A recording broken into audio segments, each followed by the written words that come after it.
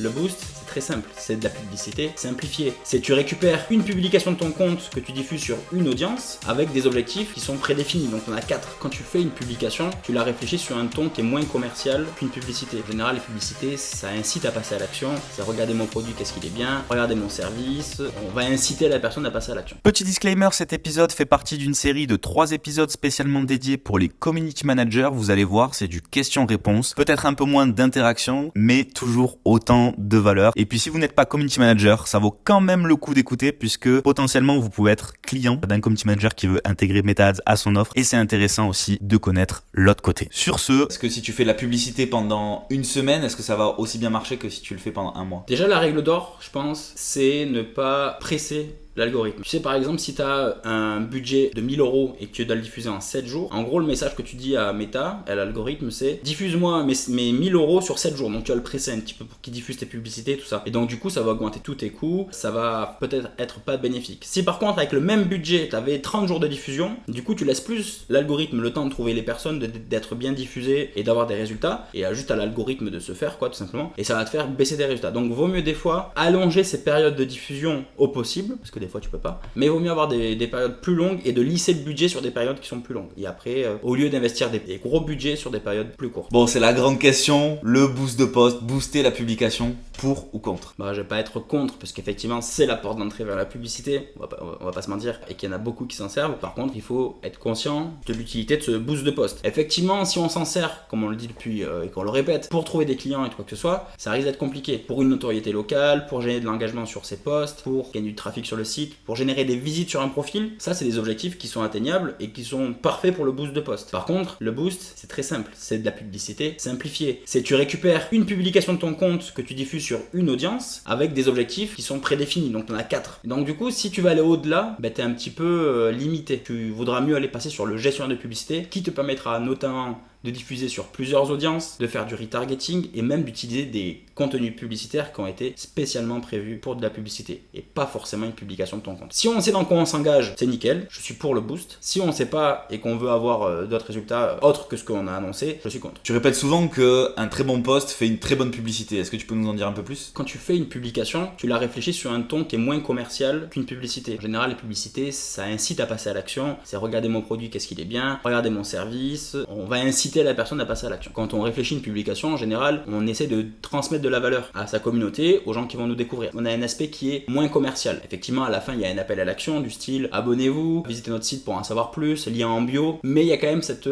transmission de valeur. Donc c'est pour ça que je répète que les publications font une très bonne publicité, parce que si on utilise ces publications dans des campagnes publicitaires, du fait qu'elles ont déjà marché auparavant sur ta communauté, elles devraient fonctionner aussi lorsque tu la diffuses en publicité. Et surtout qu'il y a un avantage super intéressant à regarder les publications en publicité, c'est que quand tu utilises par exemple une publication Instagram pour diffuser en publicité sur Instagram, la publicité qui va être diffusée sur Instagram et qui donc est ton post va avoir le même niveau d'engagement que sur ton profil. C'est-à-dire ta publication, elle a 100 j'aime, tu t'en sers dans ta campagne publicitaire, elle va garder ses 100 j'aime. Et du coup les gens qui vont tomber dessus, ils vont voir déjà qu'il y a de l'engagement et ils vont se dire c'est pas une publicité où ça va changer la perception de ta publication. C'est pas une publicité qui a 2 likes, c'est une publicité qui en a 100 avec 25 commentaires et 12 partages. S'il y a autant d'interactions, c'est qu'il y a quelque chose derrière, donc je vais m'y intéresser. C'est le fameux adage, la foule attire la foule. La fameuse preuve sociale. C'est de la preuve sociale. C'est de la preuve sociale. C'est tout à fait de la preuve sociale. Ça gagne combien un community manager qui fait du Facebook Ads? Putain, j'ai dit Facebook Ads. Ça gagne combien un community manager qui fait du MetaAds? Je pense qu'un CM qui facture en plus de l'ADS sur ses prestations, ça peut se chiffrer entre 250 et 1000 € par mois et par client. Donc en fonction du nombre de clients sur lesquels on travaille sur de la publicité. Et ça va dépendre essentiellement aussi du nombre de campagnes qui sont gérées, du niveau d'expertise. Est-ce que le client va facturer à la campagne? Est-ce qu'il va y faire un forfait? Est-ce qu'il a de l'ancienneté et tout ça? Mais déjà on peut partir du fait qu'au bout de 2-3 ans, un petit peu d'expérience et quand la personne est suffisamment confirmée, tu peux vendre facilement des campagnes à 500 € par mois, un forfait à 500 € dans lequel tu viens créer quelques publicités, tu récupères des posts que tu fais pour ton client, tu mets en place des campagnes, tu fais le suivi. Donc on peut dire que tu peux prétendre à 500 € par mois et par client uniquement pour faire du MetaAds. Concrètement Paul, je te pose la question, est-ce qu'il y a de la demande sur MetaAds? Franchement il y a plus de demandes je pense que sur d'autres secteurs comme la communication. Je pense qu'en fait on arrive à un moment où les entreprises elles ont besoin de plus de visibilité et que c'est plus difficile aujourd'hui d'être visible en organique qu'à qu'avant sur les réseaux. Facebook a initié le truc, maintenant t'es plus visible sur Facebook, à moins de faire un peu de publicité, en tout cas pour les entreprises. Instagram, ça commence à être un petit peu le cas, même si t'as quand même plus de moyens d'être visible. Donc déjà, il y a ce côté où les entreprises, elles ont besoin de visibilité, elles ont besoin de croissance, et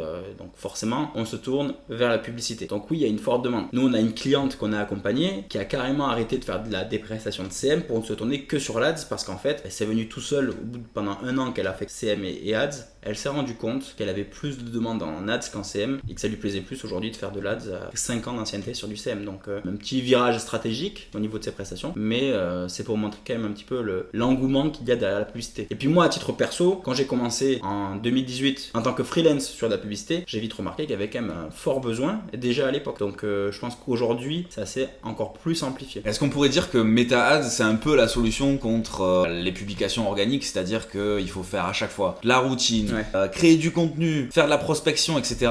Est-ce que finalement la publicité, c'est pas un peu la recette miracle, quoi? Non, alors la recette miracle, ça l'est pas. Pas croire qu'on est des magiciens. Mais en tout cas, c'est une solution à beaucoup de choses. Si on fait que de l'organique, effectivement, pour développer son compte, faire des routines de croissance, faut aller engager, faut aller sur des hashtags en particulier. Enfin, il y a beaucoup d'efforts qui sont faits. Par contre, quand on fait de la publicité, on peut du coup s'émanciper de 80% de ces tâches-là. Parce que tu vas te faire découvrir auprès d'une audience cible, parce que tu vas diffuser ton contenu, parce que tu vas pouvoir toucher toutes les personnes de ton audience. Donc du coup, ça va amplifier les efforts que tu fais, même avec des petits budgets en soi. On a eu un commentaire sur une de nos publications où la personne dit: moi, on m'a dit que l'Ads ne servait à rien, qu'il fallait d'abord que la personne ait déjà beaucoup de clients pour que cela fonctionne. Alors, un instant, je retire mes lunettes.